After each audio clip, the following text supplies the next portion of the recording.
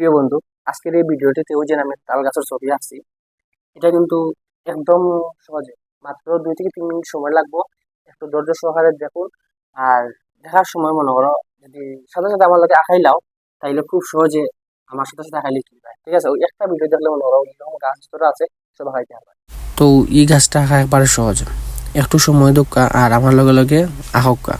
যদি বেড়াচেরা লাগে ঠিক আছে, সমস্যা নাই, আমি আছি, আমি ছুটিয়া দিব মনে মনে করি। এটা হচ্ছে কি একটা আর কি কিতা হন ডাব গাছ।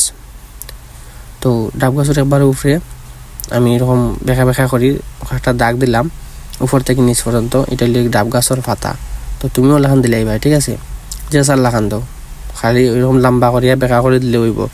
আর এরপরে তো দেখরাই ও লান মনে করো চিরা চিরা চিরা চিরা করি ওলান মানে দিলেইলে দাগ কতটা ইচ্ছা মতো দেওয়ার সমস্যা নাই।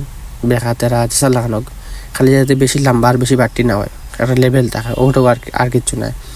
তো ডাব তো আমরা সবও খাই।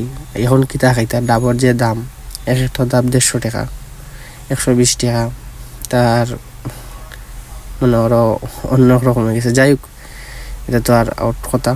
তো ছবি আঁকার ক্ষেত্রে যখন ছবি আঁকবায় তখন খুব স্মুথভাবে বা খুব ঠান্ডা মাথা ছবি আঁকবায়, ঠিক আছে? তাইলে ছবি আঁকা অনেক সুন্দর হইব।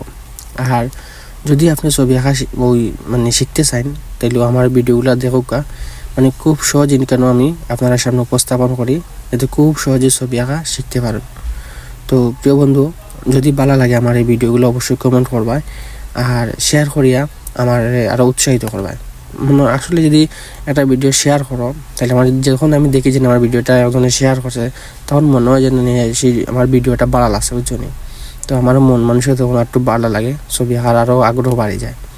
তো এরকম আমি চেষ্টা করবো সবসময় নতুনভাবে সহজভাবে আপনারা সামনে ভিডিও তুলে ধরার জন্য। আর পেজটা ফলো করে আমার সাথে থাকুন।